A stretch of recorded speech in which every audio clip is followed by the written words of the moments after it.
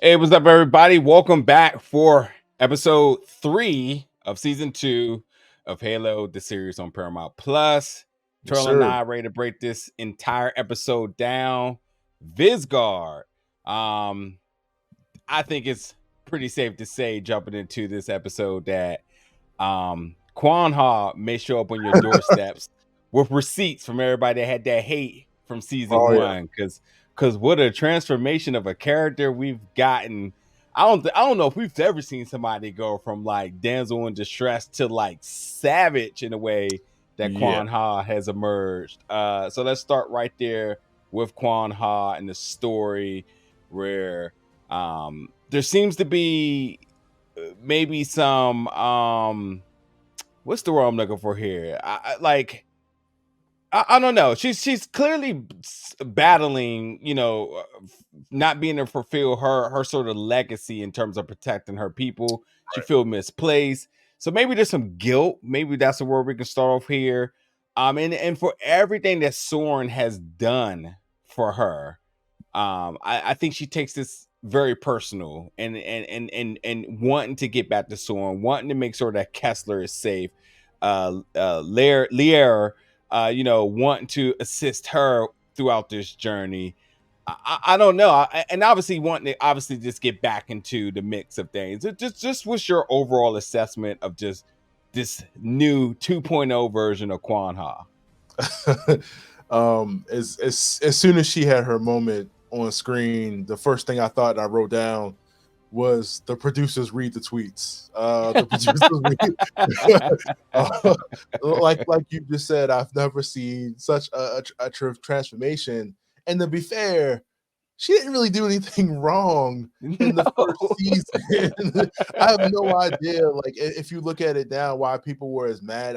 I think I think just because she was steering the story of Master Chief and it was focusing in the first season of Halo and this and two was focusing on building characters and story, and apparently that's not what people like. That's not what they wanted. This is an example of building characters and story, because here you, like you just said, like we have a character that went from, like you said, a sort of damsel in distress, trying to figure out what her purpose was, what she should do, how to be a part of the family, how to defend her family, Yeah. to now being a trained assassin. So I'm very confused. But I really like it. It didn't feel forced. Yeah. It felt real natural. Even the way her stance was in the episode, where she's holding a knife, where there's still like a bit of hesitation, but she's like, you could see like I got to do what I got to do. Like I definitely like this new version with her. I don't know, within that 6 months that we missed, was there some training?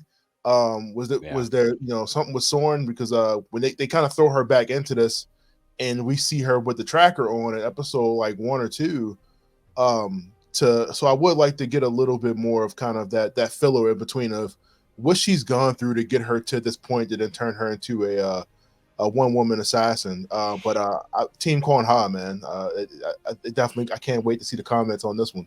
Yeah, and obviously, the town, the community, the planet at the end, we know is hostile, so it warrants for her to have this sort of Mhm. side of aggression in survival, because as they always say, keep your enemies close, keep your friends closer, whatever it may be, whatever the saying is. The point of the matter is, it be your own people.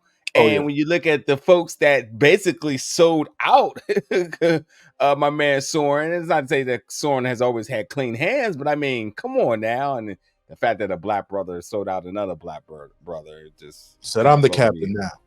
Yeah, it's just kind of wild. So it just makes sense. And man, I think when you talk about Atares and Karina, as they mentioned, they are opportunists and whatnot, haters, if you just ask me, as they're looking for the stash of treasure. I think Quanha having these skills, being aware of these type of people exist, it just makes sense for the climax of, or the climax of like the grounds, the community, and so on. I don't want to make too many comparisons, but I mean, this feels like traditional Star Wars here. You've always going to have that that person that's just kind of lurking in the shadows, you know, that knows more than they're giving on, deadly, but kind of walking in a way of just makes it seem like they're kind of innocent. I think Quanha has kind of been slept on, not just by the fans, but I think maybe the folks around her. And I think even Laera was not even aware that this sort of skill, this assassin was right there with her. So good riddance to Karina, Andres, and all of those folks that were out trying to get my man Soren. It was a bloody. There was no bag, man. There was no bag. it was a bloody fitting for them. But did you think Laera? Did you think that when that blood splattered, did you think that was her and you know, lack of oxygen? You did? They sold that pretty well. I thought her brain popped, man, and the blood came out. They the timing on that was really, really well done. They did. Shout out to the way they cut that. I mean, it definitely got me. I was like, oh man. But when that happened though, I was like, okay, this is gonna be a revenge story. Yeah. This is gonna be like Soren trying to get back and find his crew and kill him. I was kind of hoping for that, but I'll take this just as good, you know. I'm cool with that. Let's do we have to talk about the line of the episode, go fuck yourself? Because man, listen, I'm not Team Ackerson under no circumstance. I mean, clearly they really established him as the villain pretty early, and I think that you should not have any remorse for him at all. But I mean, we got a little. They definitely tried. They definitely tried to pull the tie on us a little bit with the story with his sister, the story with his father, and I mean, maybe you feel some type of way about that. And the father's sure. The father's obviously suffering from, you know, if it's not dementia or if it's not Alzheimer's, it's one of those, one or two. He's having some type of like memory issues, and giving him that pill was basically the happy way of him passing of a very, you know, non-lethal, but, you know, very non-aggressive way of him passing through all of this, because obviously Ackerson is like, okay, hell with Reach, I'm up out of here. So good luck. But I mean, I you know, there's so much more to say, but I gotta say the Admiral here, who keys. Yeah, listen, first of all, you gaslit my man Master Chief, because you was like badge and gun. You're off active duty. And what's interesting, and the reason why I'm even going as far as saying he gaslit him, because Kai clearly had her own reservations, and when she went back to tell Ackerson, you know, she was on his side. But any other time, you know, the Silver Team was kind of looking like, you lied to us. So if Kai and everybody was sort of questioning, the Admiral clearly had to have some questions, but definitely wasn't even trying to hear that. And well, we knew that there was going to be receipts for that very soon, because we knew that the Covenant was on Reach. It was just only a matter of time before we actually didn't think it was going to be in the way we saw it, but war has commenced. So what is sort of your thoughts about everybody who was against Master Chief in terms of his rogue mission to go find Cobalt, not telling the Silver Team all the information, then only to find out that clearly there was another effort to counteract that, to make him look like he was having some type of, you know, he needed another psych evaluation, and to ultimately get him to be off of active duty. This is clearly a very strategized plan that the Admiral wasn't aware of. I ain't gonna go as far as saying all of the Silver Team, because I'm starting to think Kai may know a little bit more than she's trying to lead on. But ultimately, how do you assess all of the different things in terms of trying to make Master Chief look silly when he knew it all the entire time?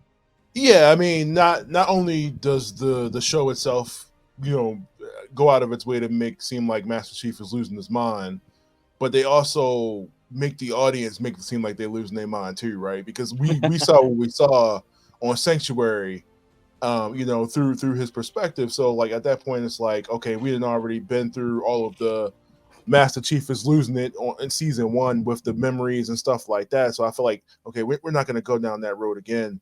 But to find out that my man was right, of course he was right the whole time, and was Maria, who could have said something like 2 episodes ago and confirmed that Master Chief wasn't crazy from the beginning. I just thought it was crazy. Like what was the point and purpose? Like I get this in like disaster stuff, like where like, okay, yeah, we're all about to go down. Like let's not cause a panic. What else can you do? It's like, oh, everybody just quietly leaves off into another planet or like some space station or something like that. Because I mean, the Reach is here. Like I just don't understand like what. There's just such a gap in the show between that 6 months that we need filled in to have all of these like events really explain. Commander Keyes like doing his little behind the scenes investigation once again proving that John was right. I'm surprised he didn't swing on Ackerson right there in the room. Everybody's trying to pull rank, you know what I mean? Yeah, like yeah. My first thought though with Kai is like, yo, is she that pressed to get this promotion? Like what's going on? Like, What is Kai's end game right now, man? Is this I could continue. I'm with you on that. I'm not understanding what's up with that after all we've seen between her and Master Chief in the first season. Like showing that bond to seeing how easily she would potentially betray him or question his decision after all that we just seen that last season and stuff that she went through, what they both went through without the emotion chip blocking them. So it's kind of crazy to see Kai flip so quick. So far, we got, was it Riz? She's off of her journey trying to figure out what it is, pretty much, questioning, at the same time questioning Chief what it is to live your own life or live some type of life outside of this war, military stuff like that. Right. Riz is having a almost like having an issue with shelter. Where's home and what does home look like? As she mentioned, I didn't have any place to go. So I think Riz is trying to find that more humane side of everything that's kind of existing around her. So we all have that moment where we can kind of reflect back to like laying on the couch and kind of evaluating life and what's next for life. And that seems to be Riz right here, kind of just having like the, oh, what do I do? It's all those folks that's ever moved to California and moved to LA to pursue their careers have all had that moment where they laid on somebody's couch. That's Riz, just in space right now, though. I'm seeing everybody's reaction to the Master Chief's kind of portrayal of the team. Vanek just seemed like he really just didn't care at all. Like, hey man, not at all. no fight. Come on, like, you know what I mean? Everybody else was like, man, you lied to us, Chief. Like, he's just like, oh, so we're not killing nothing. I think the only thing they make with Vanek is like Vanek looked at the board, and obviously because Master Chief wanting to figure out where the Cobalt team was at. I think Vanek has always been one looking for the fight, ready to take an order. I think Vanek may for the first time actually maybe having a moment of making a decision or an evaluation on his own.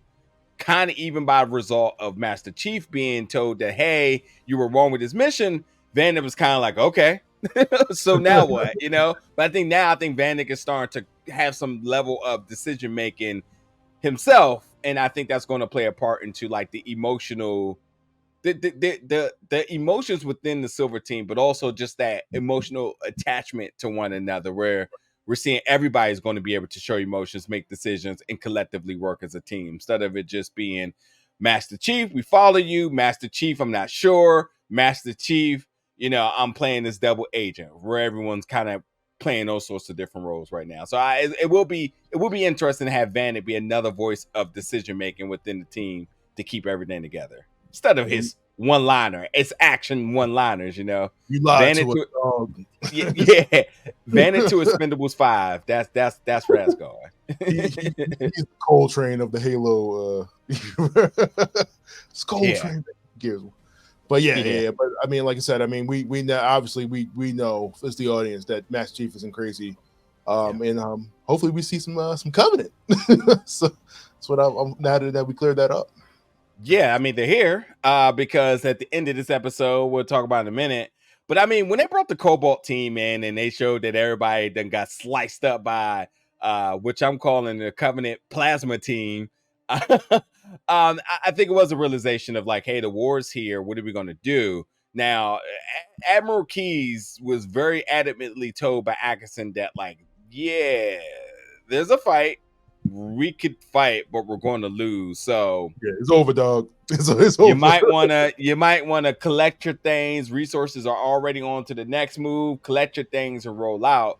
And he gave him the very Admiral go fuck yourself, which was funny because I think it shows a lot about Ackerson's strategy, his plan, and I think a lot about his personality is really not about the preservation of man or even being in any operable leadership. It's more like protection of self.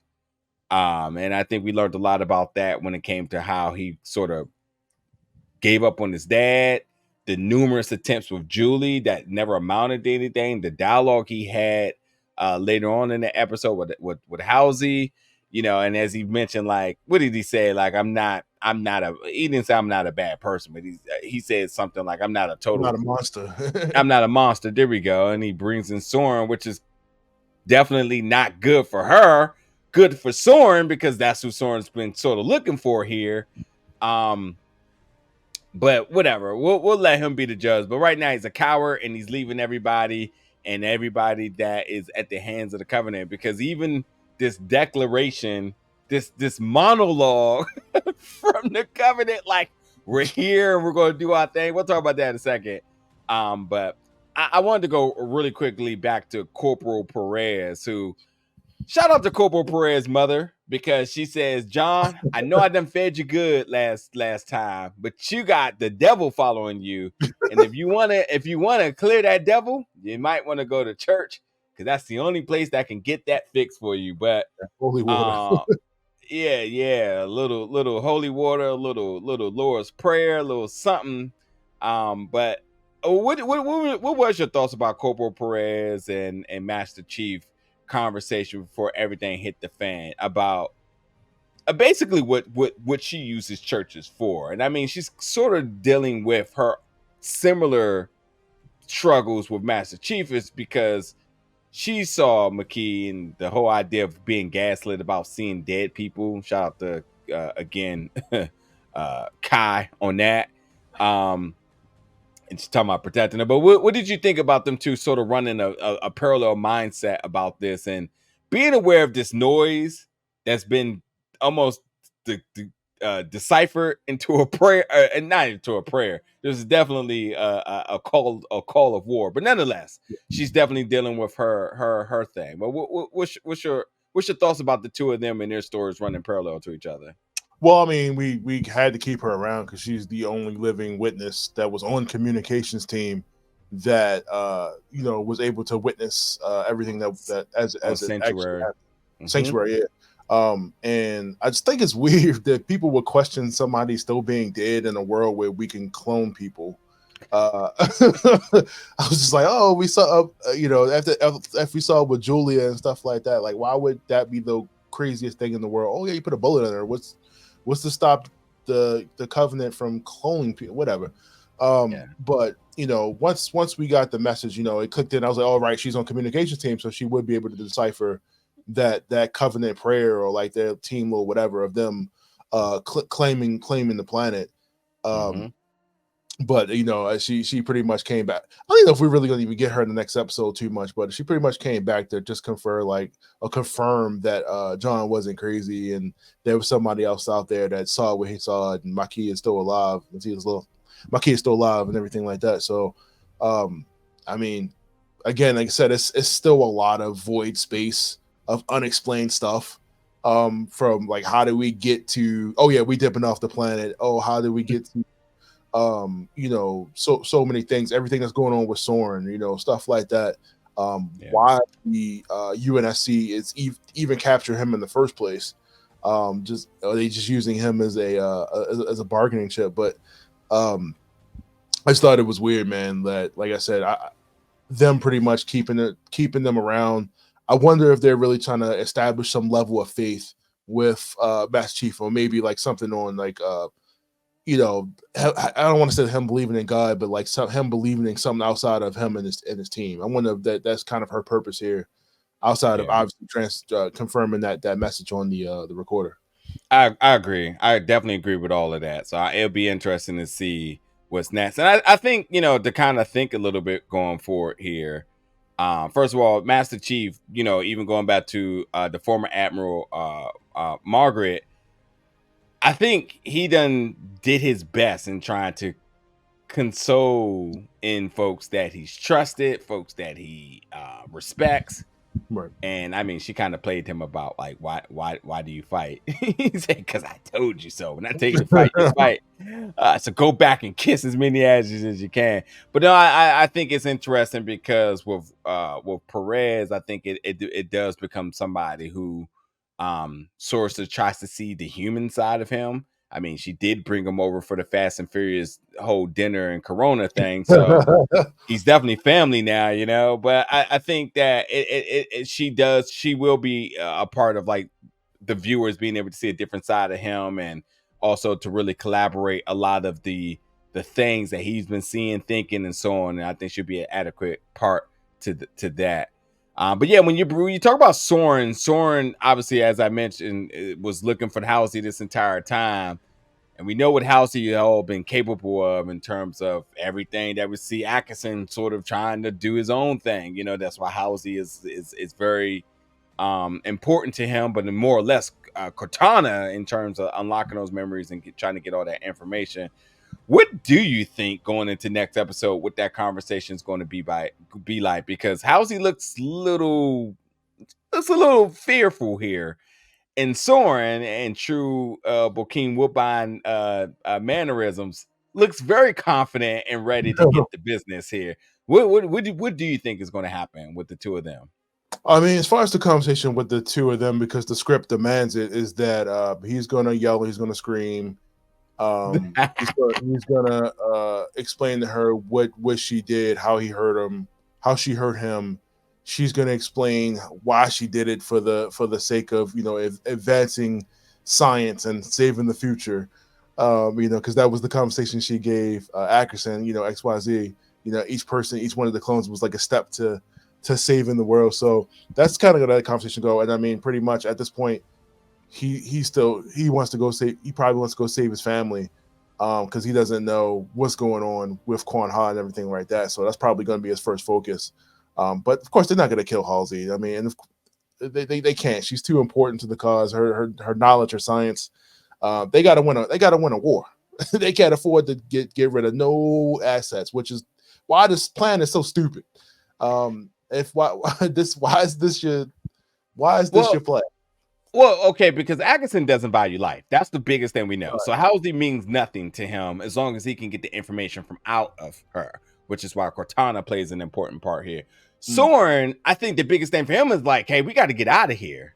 So the two of them is going to have to figure out something to get out of this measure of them, their captivity, so they can get back to their respective missions and objectives and families and so on. So I think that's going to be the first thing. But then I think, listen, because this is going to be my thoughts.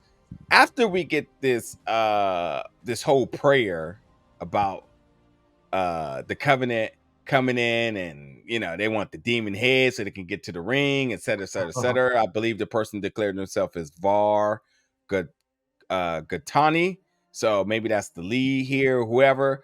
But nonetheless, war is coming. I expect next episode to be wild, with humanity sort of in the mix, because there's going to be a lot of folks who have no clue what's coming. And I think the Silver Team and everybody's going to have to rally together to take the fight. We do obviously know that Admiral Keyes did not abandon mission, or he's going down with the Titanic. And then after this explosion at the church, war is here and it's time to go. And I think for everything that the first episode gave us with action, I think next episode is going to be nuts. I think it's going to be nuts. So war is here, and that's always good for the viewers. I mean, when it turns down to the action that is to come. So I think more. And honestly, I think I ain't gonna be no Quanha next episode, because it's gonna be all about reach. It's gonna be all about reach. and because we didn't get the Covenant, it's about time for them to come back, back on screen. So that's, I think, is going to be the big focus for next episode. Do you have any predictions in terms of what you think is going to happen, or what would you like to happen? Next episode is titled Reach. So as somebody said in the comments on our other video, they blew all the budget in that first 5 minutes on that Covenant scene. Yeah, I doubt it. I doubt they're gonna go like that. we ain't getting nothing CGI. But no, like I said, I mean, maybe we'll get that void filled in. Maybe we'll get that the information of like when they first found out about the Reach. I mean, about the Covenant being on Reach, the plan in place. The starting to make a Master Chief look crazy. Figure out where all these teams went. Maybe we'll actually get some time with the Covenant, seeing their side of things and Mati. So I'm hoping to get more of that in 45-50 minutes. So. Yeah, also too, I mean, there's another big elephant in the room. Yeah, McKee coming, I think, is going to give some validation to everything. So the Silver Team thinking like she's gone, realize she's back, seeing that the Covenant's there. So there's going to be a moment of like rekindling back with Master Chief. But the biggest thing is the Cobalt team got sent on for the sensitivity of words here, they got sent on a mission that they definitely weren't going to come back from. Those missions are called, don't say it. But I think the biggest question is who's been setting these folks up. I think it's very easy to say it's Ackerson, but what is Ackerson's mission? It leads me to think, is Ackerson trying to sacrifice everybody because Ackerson has some level of connection with McKee and the Covenant? Because as he tried to make this statement with Admiral Keyes, like, these are my people, this is my planet too. I can't tell. You rolling out the first bus that was to come, and he's out. So I think there will be a little bit more of a reveal in terms of the motivation, who's been setting everybody up. And I think we're going to see more people side with Chief, getting things back in order, so that the folks can get back to fighting in the way that they've been wanting to fight as in unity, and not under every moment being a moment of discretion of like, do we trust him? Is he thinking rational? Is this really true? Is this mission real? You lied to us. I think that all goes away, and the team is going to be all back in unity after that. Yeah, didn't Maki and Chief have like a connection or something, like they could sense each other in the first season? Mm-hmm. Oh, okay. All right, I thought I was tripping. and that's definitely gonna play a part. It's definitely gonna play a part. They are definitely connected by their touch with the Halo ring, not the Halo rings, the whatever the stones were. The clip. I hope we see the ring. Probably not. We probably see like a ring in construction. But bro, come on now. Season 2 ain't no way we get out of season 2 without it. We're getting just that much closer. So we'll see. Anywho, we're wrapping on that. Y'all let us know y'all thoughts about episode 3, Visegrad. We're back next week for episode 4, Reach. Get in the conversation, know your thoughts. Pour in that Quanha hate, because at this point now, if you got anything negative to say about that character, you're just flat out hating. And unless you're going to be like, where did she learn these skills? And as I think because of the hostile environment, she had to just ante up the skill. You can't just be living in the hood and not be strapped.